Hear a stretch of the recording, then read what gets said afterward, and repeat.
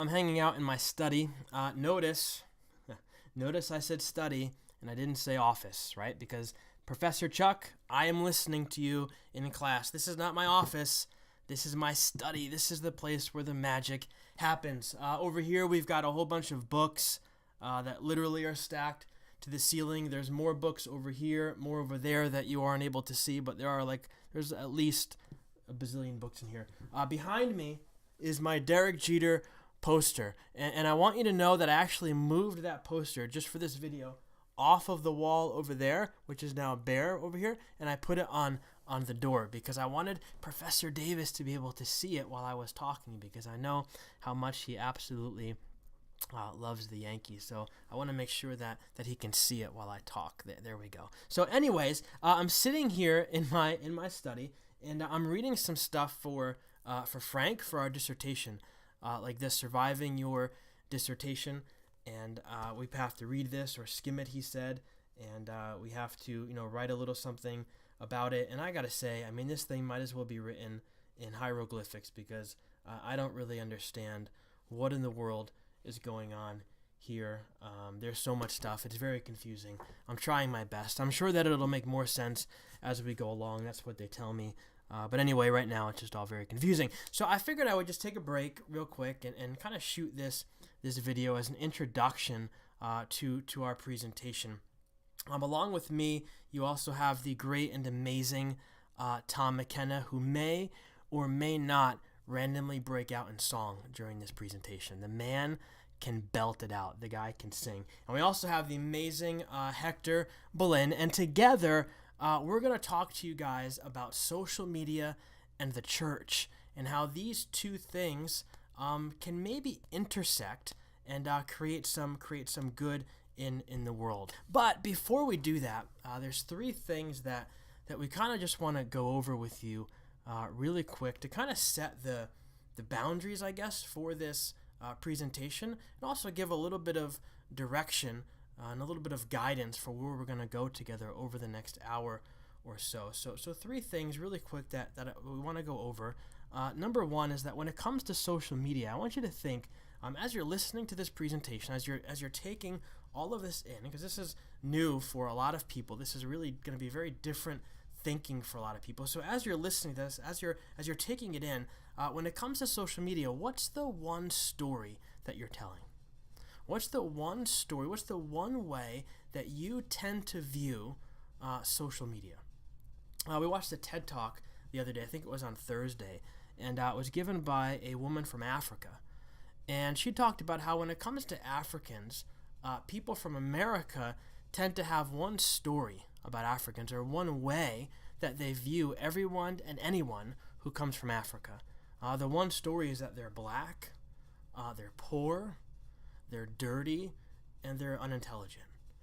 And really, it was a heartbreaking story. I think we can all agree, right? Because, I mean, how horrible, how terrible is it for us to judge an entire continent of people, an entire group of people, based upon some stupid movie that we might have watched, or a book that we read, or an article that we saw, along with a picture in a National Geographic magazine, right? It's totally unfair to judge a whole group of people based upon that one story or that one narrative that we've been told. So again, when it comes to social media, what's the one story that you're telling? What's the one way that you tend to view social media and churches and people that are using and engaging in social media on a regular basis? And social media has come up a lot so far during our class, which I think has been very interesting. I don't know if Professor Davis did that on purpose, but it's come up a lot in conversation. And every time it comes up, like my mental radar just shoots up. Because social media and using it to reach people for the gospel and to build community is something that's very, very, very close to my heart, and something that gets me very, very excited. So I've been kind of listening to people's reaction and people's responses, and I've got to say, I've been kind of sad. I mean, I've left class a couple times a little bit saddened, because every time it comes up, I mean, it seems like it's met with a lot of resistance and a lot of critique, and there's not really much openness to the idea that maybe social media can be a good thing. Maybe it can be a helpful thing. Maybe it can be used in a powerful and meaningful way to advance God's kingdom. Just as I think it's unfair for us to have one story that we tell about Africans and Asians or Mexicans or whatever, I think it's also a little bit unfair for us to have just one story that we tell about social media and about the social media culture, about the millennial culture, and about the people in the churches that engage in these things on a regular basis to reach people for God's kingdom. And so what we want to do today is we want to take a closer look at social media and ask, is there anything here that's redeemable? Is there anything here that maybe is good? Is there anything here that we can use to maybe do something significant in God's kingdom? Is there something within the social media culture that churches can tap into and use to share the gospel, build community, and maybe even make some disciples? That's the first thing. What's your story? Second thing, when it comes to social media, there's obviously like a billion, maybe even a zillion, billion, quadrillion, whatever, unintended consequences, right? There's a lot of unintended consequences when it comes to social media. Now, I work for Apple, and so I see this like literally every day. Unintended consequences of social media. Every day somebody comes in and they've got their phone, right? And they come in and they're like, oh yeah, I need some help with buying this. And the whole time they're talking to me, they're like on their phone, right? And it's like they can't make eye contact. They're extremely socially awkward, and they kind of look at their phone and then they look up, and sometimes they like look at you from around your phone. I mean, it's just very weird, especially the younger millennial generation. Like, they're just very socially awkward, and sometimes it's almost like they'd rather tweet you their question and have you bring out their product to the car or something like that, right? I mean, it's just so weird. I mean, heck, even Steve Jobs, right? Even Steve Jobs, he's the guy that like invented the iPad. He invented the iPhone. If you read his biography, it actually says in there that he would not let his own kids have an iPad. Why? Because he knew how harmful it could be. He knew how good it could be if it was used in moderation, but he knew how dangerous and harmful it would be if it was used in excess. And so he would not allow his children to have an iPad that he made in the house. He forbid it. I think that's a very, very powerful thing. Engaging social media carries unintended consequences. There's social consequences, personal, long-term, short-term, right? There's lots and lots of consequences, marital consequences, relational consequences. There's so many different consequences.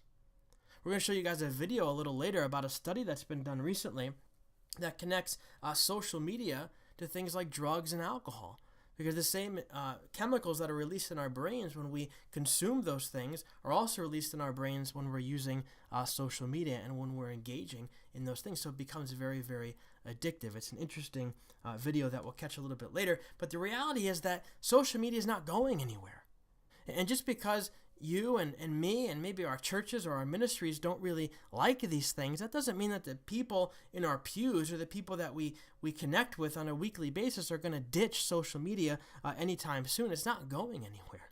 It's here, and it's here to stay. Michelangelo once said, the great sculptor and painter, he said that the best way that we can critique something is by creating something better. Or creating something different. The best way to critique is by creating. And I wonder if maybe the better way for us is to stop just pointing everything that's wrong with social media and dumping heaps and heaps of shame upon the people who find themselves engaging social media all the time, and stop pointing out everything that's wrong and nitpicking everything about it. But I wonder if it might be better and more productive for us to instead create a different way within the context of social media. What if we use social media as a means through which to spin and tell the narrative story of Jesus and our Christian faith? Right? What if we took creatively stories of our faith and stories from the Bible, and we put them together in unique and creative ways, and we put it out there into the places where people are already spending their time? I mean, people are already in these social media places. They're already hanging out in Instagram and Facebook and Twitter and Snapchat. What if we invaded these places and used them as a vessel through which to tell the stories of our faith?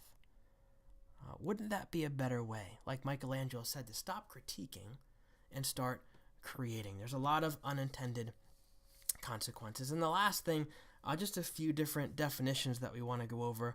There's going to be a handful of terms that we're going to use throughout the course of our presentation.